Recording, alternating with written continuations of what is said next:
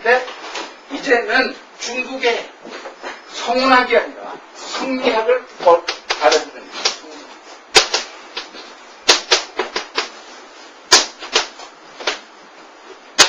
그러니까 훈민정음 창제에는 두 가지 중국의 학설이 바탕이 되어 있다는 사실을 알죠. 첫째는 성운학이고 두 번째는 성리학이다. 성리학은 뭐냐? 이 우주 만물을 이루는 요소가 음양 오행이라는 걸 찾아내는 것이죠.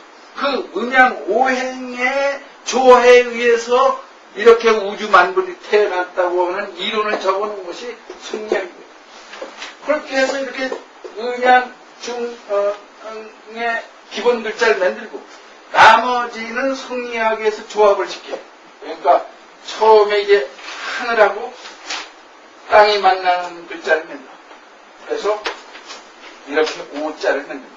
그러니까 우리가 훈민정음에는 이렇게 쓰지 않고 원래 이렇게 썼던 것이죠. 이번에는 사람 밖에 하늘이 오는 데서 아자를 만든 거죠. 이번에는 땅 밑으로 하늘이 들어간 데서 우자를 만든 거죠. 이번에는 사람 안쪽으로 하늘이 간 데서 어자를 만든 거죠. 이게 초출자, 늑자예요. 그 다음에 이 늑자를 만들고 다시 여기다가 가획을 해서 요자를 만들고 야자를 만들고 유자를 만들고 여자를 만들고 이렇게 해서 제출자를 또 늑자 만듭니다. 석자에다가 초출자, 늑자, 제출자, 늑자 그러니까 8자 바로 몇 자가 나오죠? 11자가 이렇게 나옵니다. 훈민정음의 모음 자형은 이와 같이 천지인의 기본 글자를 찾아내고 나머지는 전부 두 가지를 그 음양의 이치에 의해서 서로 천지인이 결합되는 것으로서 글자를 만들었다는 사실을 알아요. 11자를 만들었어요. 여기서 더 중요한 건 말이죠.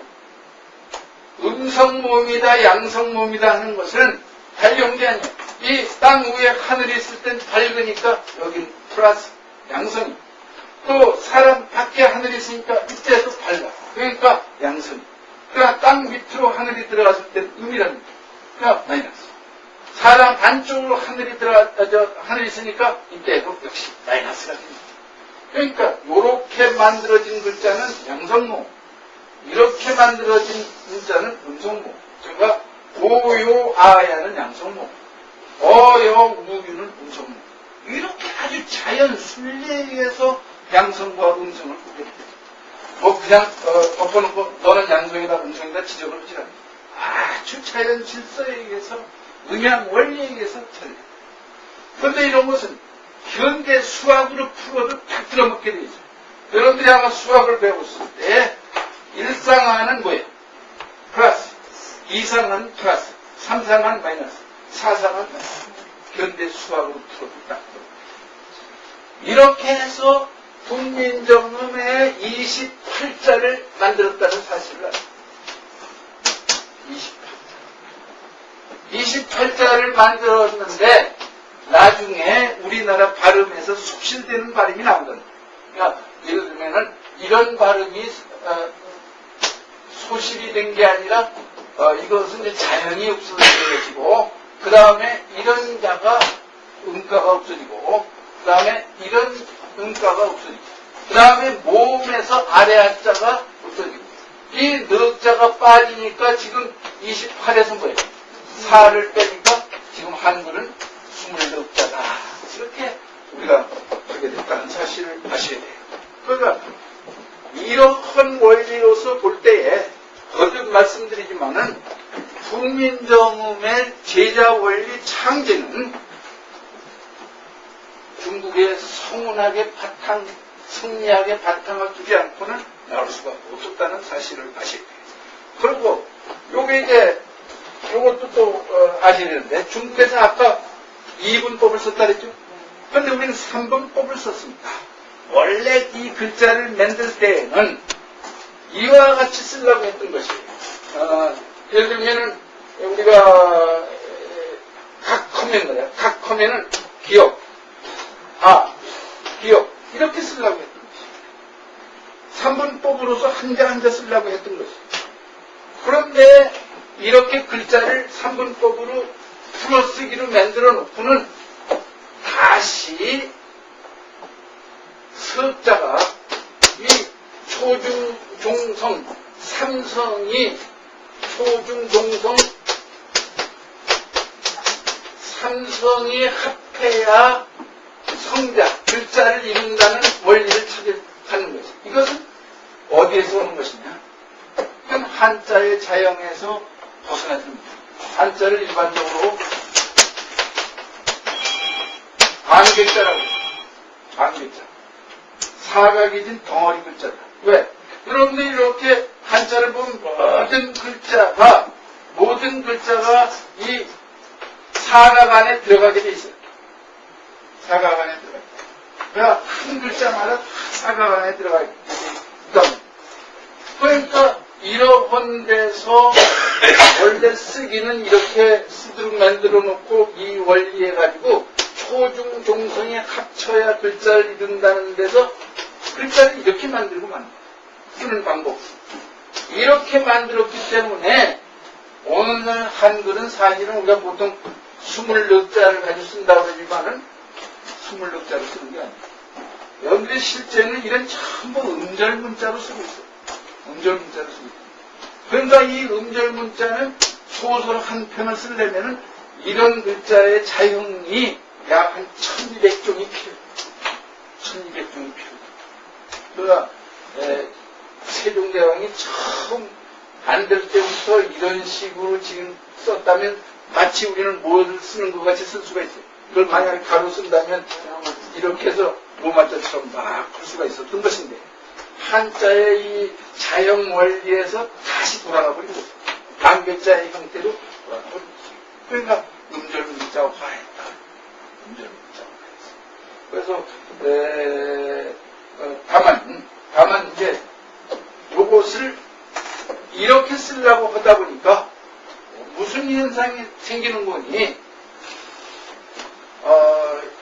예를 들면은 천지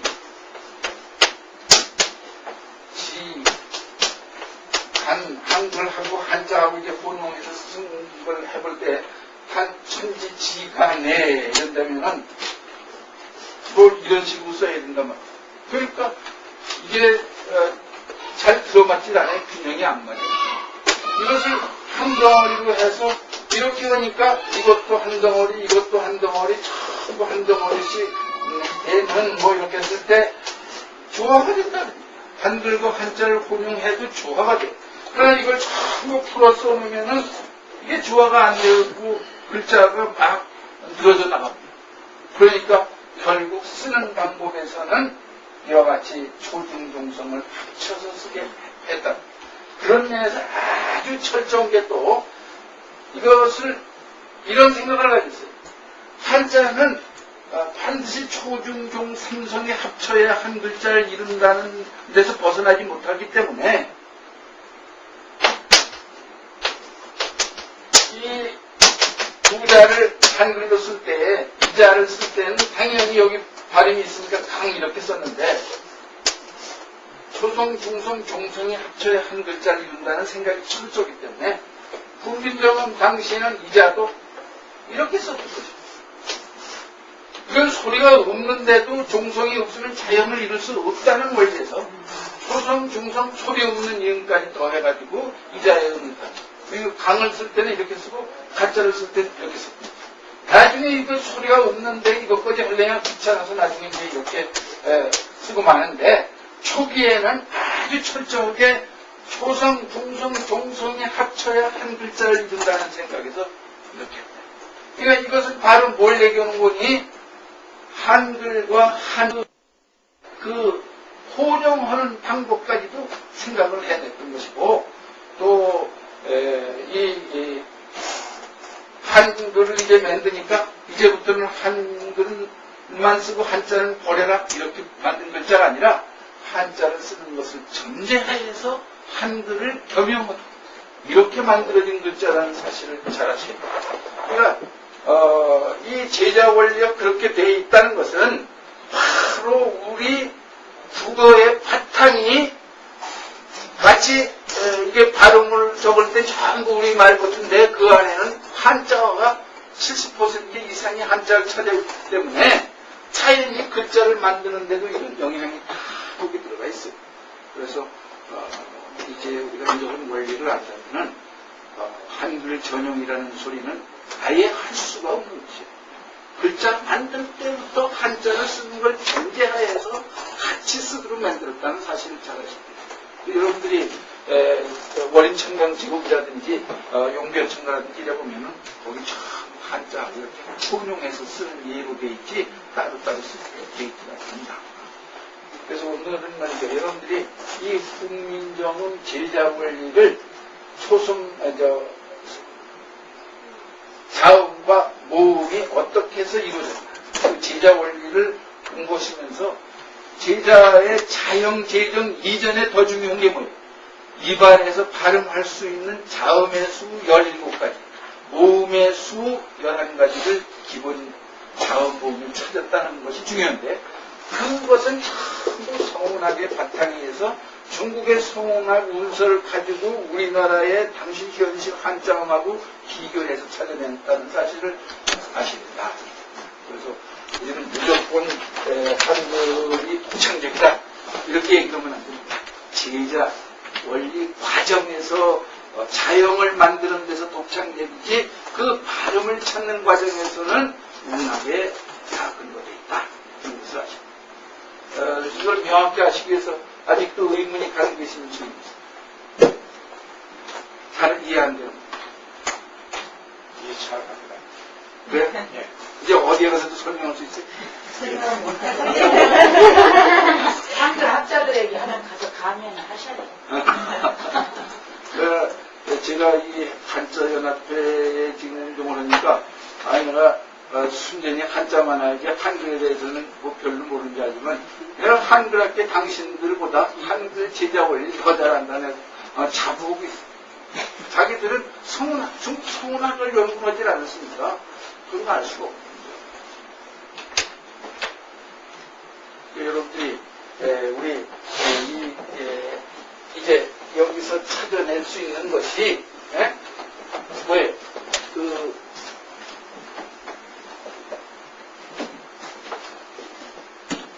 지난번 얘기한 대로 한자의 정점,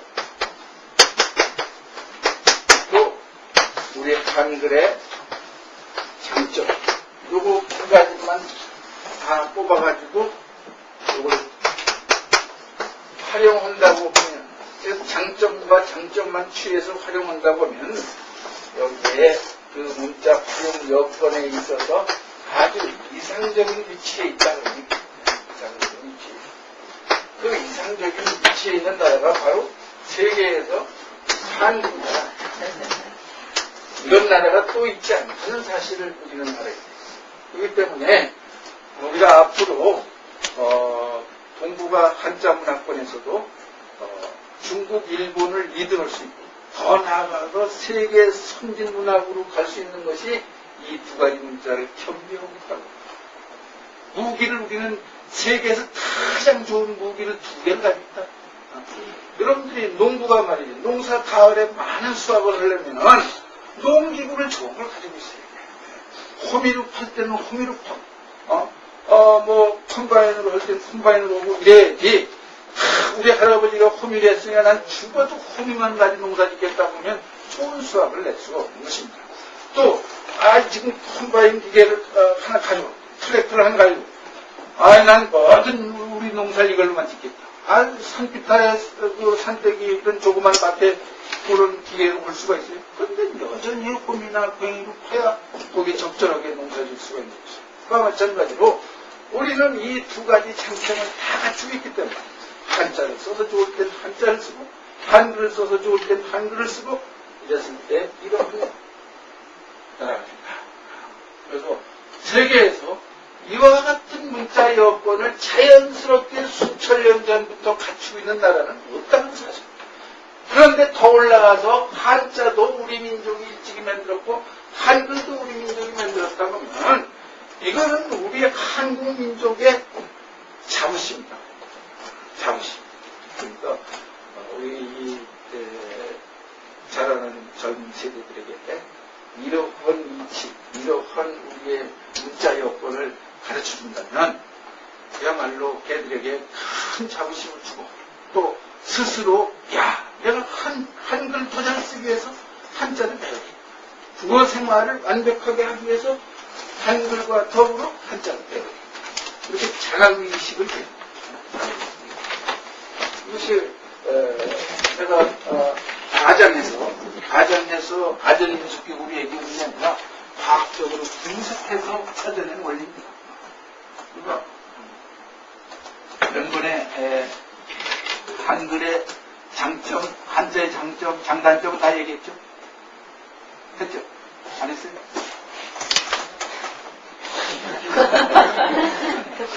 한자의 장점, 단점이 뭐예요? 배우기 어렵다. 그러나 장점은 시간과 공간의 제약을 별로 받지 않는다. 한글의 단점은 시간과 공간의 제약을 많이 받는다. 장점은 배우기 쉽다.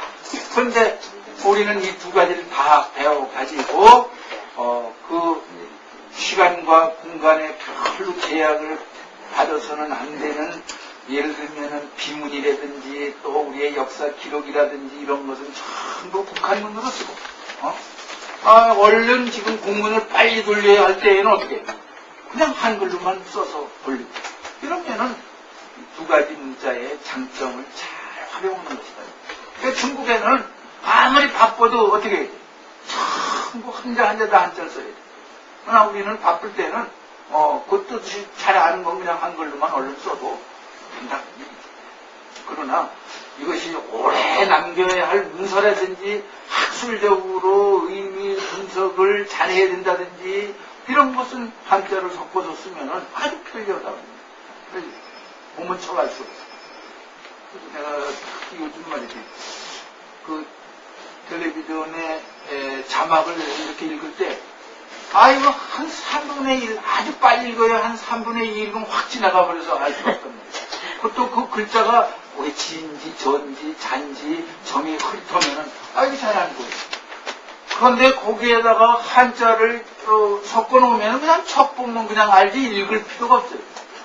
그러니까 지금 그 TV 방송국에서 젊은 애들만 생각하지 나이 많은 사람은 전혀 생각지 않는 것 같아요. 그런데 또 하나. 그럼 젊은 애들은 그걸 다 읽고 무슨 뜻인지 아느냐? 내가 의문스러운 게 그 안에 바탕에 한자로 된 막 용어가 들어있는데 읽어도 무슨 뜻인지 모를 거다. 그래. 우리는 다 읽지를 못하고 젊은 애들은 다 읽어도 그게 무슨 뜻인지 모르고 이것이 오늘날 우리의 문자 생활의 문제점이다. 여러분들 자막 다 읽습니까? 다 못 읽죠. 어떻게 그냥 아주 빨리 읽으려고 해도 합니다. 근데 한글은 저 앞에서 여 끝에까지 입니다까지 읽어야 무슨 말인지 알지. 여기까지 안 읽어놓으면은 뒤에 가서 그런 것이 아니다. 이래놓으면은 반대가 돼버리니까 읽어서 그러나 우리 한글은 끝까지 읽어봐야 글씨가 앞에서 다 읽어봐야 무슨 말인지 한자로 써놓으면 중간에 각각 몇 자 그 의미만 알면 이것이 우리나라의 아주 편리한 그 문자 생활을 할 수 있게 여건이 된 것을 활용을 하지 않고 대단히 비과학적으로 지금 활용합니다. 이것이 문제예요. 이것이 문제. 저기에도 저런 것도 말이에요. 저기 한자가 저 시전 보통 평생 있으니까 첫 보면 벌써 들어오게 돼 있지. 끝까지 입니다. 끝 읽을 필요가 없다. 내가 좀 더 구체적으로 앙케이트 조사해서 내가 좀 TV 방송국 같은 데다가 건의를 하려고. 늘 그 자막을 말이지 그렇게 해서는 이거 우리나라에 적어도 50대 이상들은 반도 못 읽고 또 젊은이들은 읽어도 무슨 뜻인지 모른다. 이것을 해결하는 방법은 자막의 한자를 여러분들이 일본 TV를 보시면은 일본 TV에는 한자가 중간중간 있으니까 그냥 일본말 몰라도 그냥 그것만 봐도 무슨 뜻인지 알겠지. 그래서 지금 우리나라 사람들 중에는 상당수가 우리나라 이 신문을 골치 아파서 안 읽는 거예요. 오히려 일본 신문이 있는 거예요. 이런 현상이 있습니다. 그래서 우리가 이 현재 한글 한자의 문자 생활에 대해서는 여러분들이 좀 더 현실의 문제점을 찾아내가지고 방송이나 신문에 자꾸 좀 투고 좀 해서 개선하도록 하는 게 좋아요. 그냥 참고 기다리는 게 아니고 개선해야죠. 아주 좋은 여건을 가지고 있으면서 이것을 대단히 불편하게 생활하고 있는 게 우리나라.